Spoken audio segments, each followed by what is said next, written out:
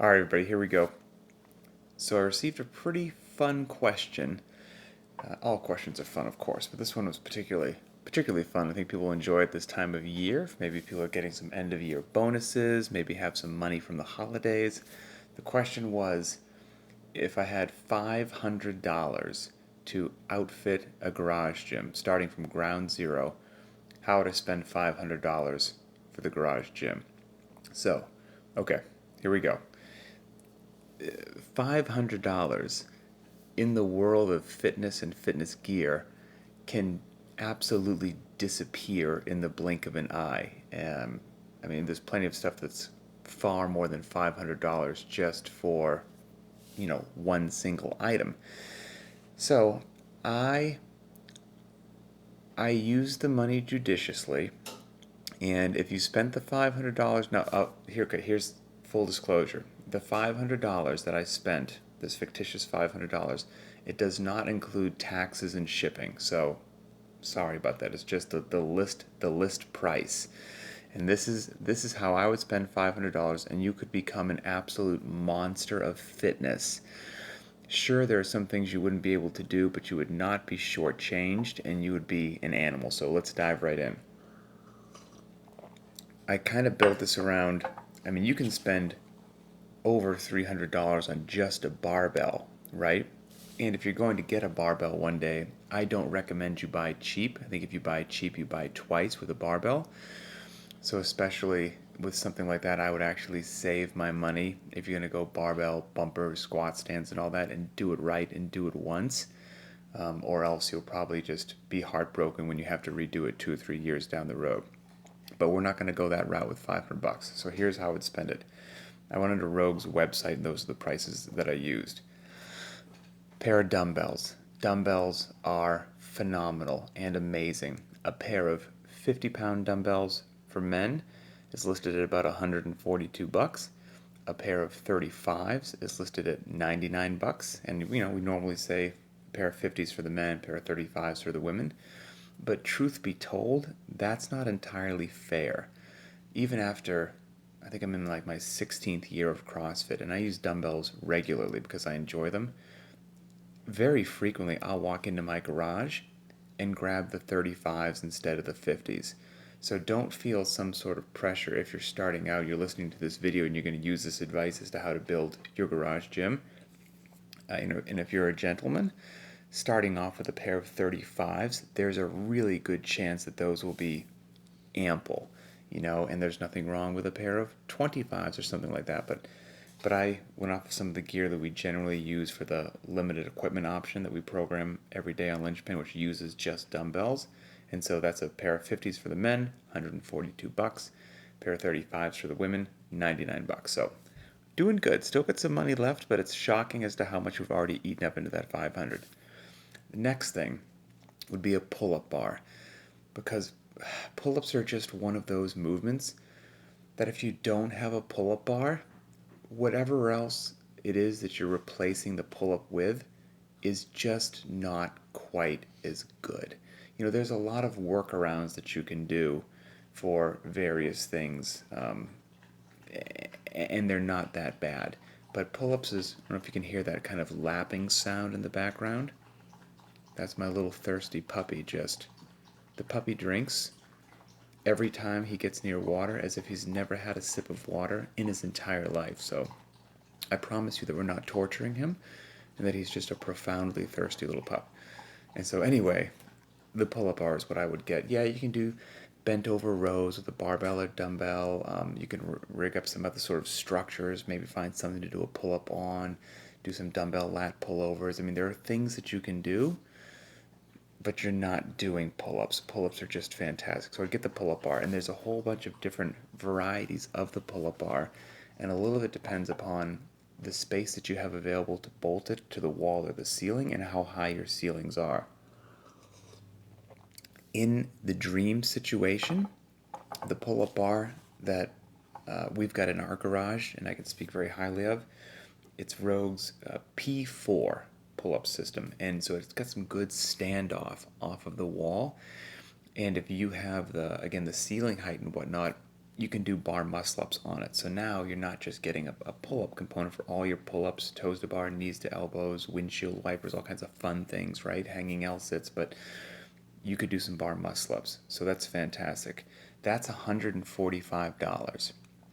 If you can't swing that with regards to ceiling height, the room that it takes, you can get like the door jammer one that just gets bolted above a door opening, and that's about $50 cheaper. That's $95. But when I priced everything out, I went with the one that I would love people to have, that P4 pull-up system. That's $145.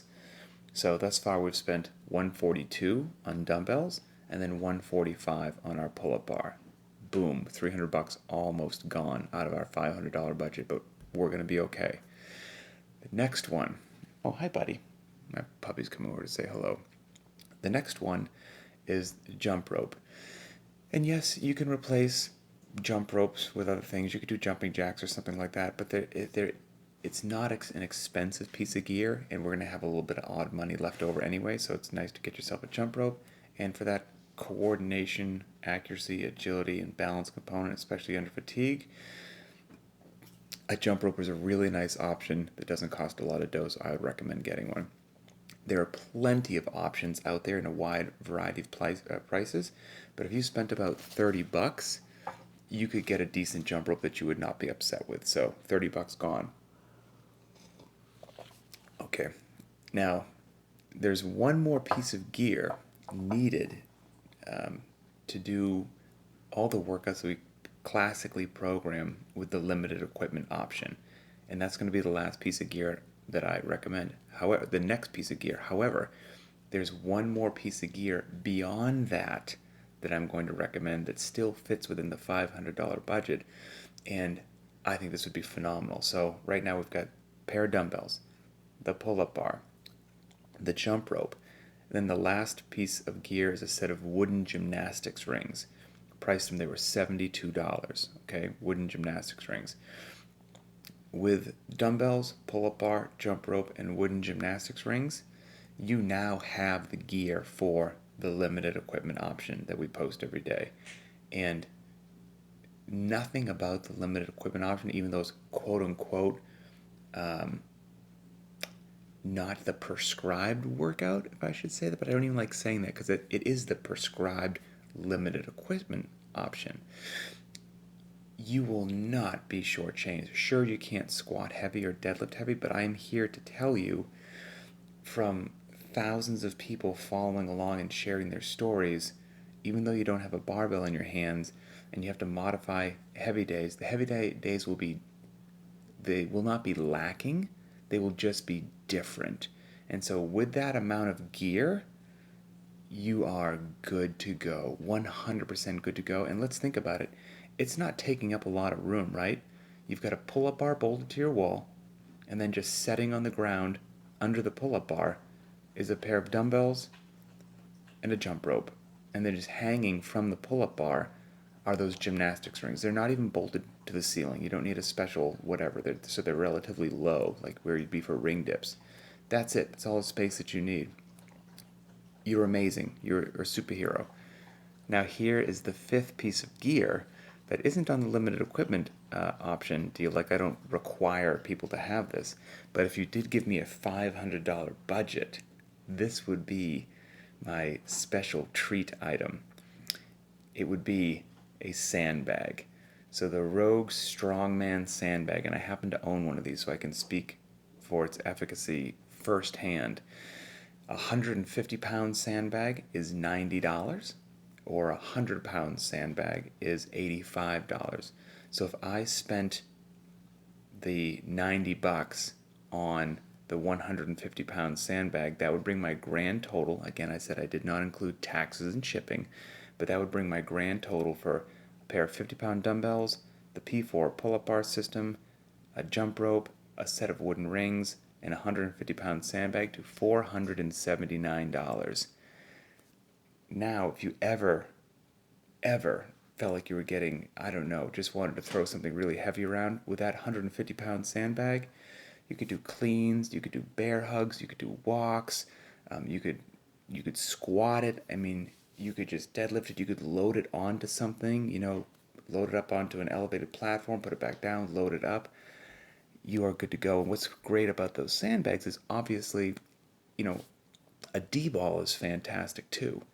But the thing with a D-ball is if you buy a 150-pound D-ball, it weighs 150 pounds. It's coming to you weighing 150 pounds, and they're fantastic. I've got one, but the shipping is pricey, right?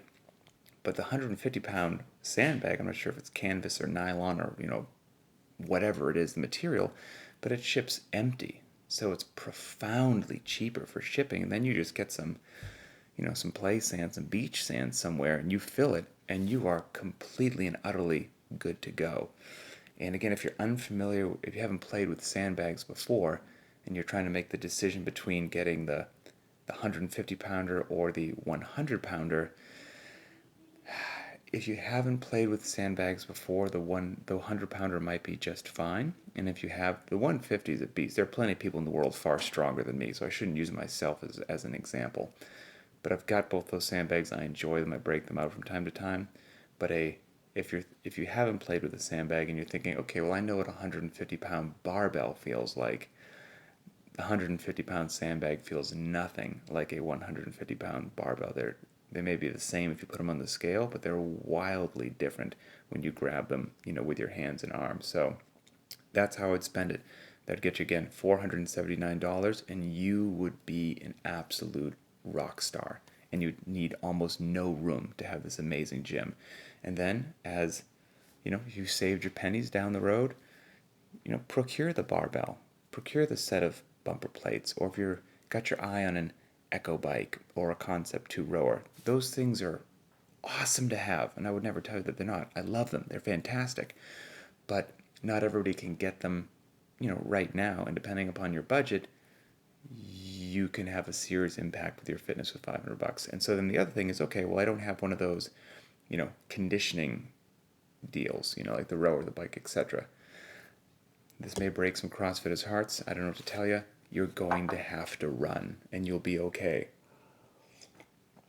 And running does not reduce your gains. If anything else, it will amplify your gains, because that's a hole in most people's fitness, and thereby not avoiding those deficiencies and embracing some variance usually leads to better things, not worse things. So if you did have that gear, and let's say you were following a workout that had a row or a run in it, and you're like, all right, well, I don't have a row or a run. What am I doing today? Generally speaking, you could just think about whatever the time domain for you would happen to be on the rower or running. So let's say it's got or on the bike, and let's say it'd be a couple minutes of biking, a couple minutes of rowing. You can do a 400-meter run, but if it's raining where you are, or there's 10 feet of snow on the ground or whatnot, and now you cannot run, and that's one of those days that you would love to have the rower or love to have the bike because the weather's so bad you cannot run, that's fine. Now you can just replace the time domain with another element. So you can either jump rope, be it single unders or double unders, doesn't matter, for 2 minutes. If your Achilles and calves can handle that sort of volume, because maybe if it's a 4-round workout and there's a 400-meter run in every round, and you don't have a rower or a bike and you can't go outside, well, now you're talking about doing 8 minutes of double unders or 8 minutes of single unders, which is a large amount of jumping rope. So if your body can handle it, great. That's a way to do it. If not, you can also just do jumping jacks. You'll be perfectly good to go doing that time domain. You can also jog in place. And I kind of categorize two different things, jogging in place and running in place. Jogging in place is just, like you're jogging. You're shuffling your feet, moving them up and down. Running in place is kind of like high knees, getting your knees to about waist level. You can jog in place for a bit. If you do high knees, running in place with high knees for even 1 minute is like borderline torture. So point being, there are things that you can do even in bad weather, even if you don't have fancy pieces of gear, if you're kept inside, that your fitness will not be shortchanged in any way, shape, or form. Then, of course, you could do mountain climbers, things like that. And a lot of people's go-to is burpees, which, don't get me wrong, burpees are effective. However, there's a good chance that maybe the workout includes burpees. So now, if the workout includes burpees, you don't want to replace the running with more burpees. So one of those other options would probably be an excellent thing to do. So that's that. Pair of dumbbells, $142 for 50s. The P4 pull-up system, $145.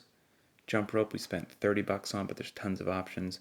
Wooden gymnastics rings, $72. The Rogue Strongman sandbag, the 150 is what I priced out. That's $90. All of that together, without taxes, without shipping, coming to $479. And you would have a home gym, an apartment gym, or a garage gym that would serve you well for years, and your friends would love to come over and work out with you. So that's it. Enjoy the workout.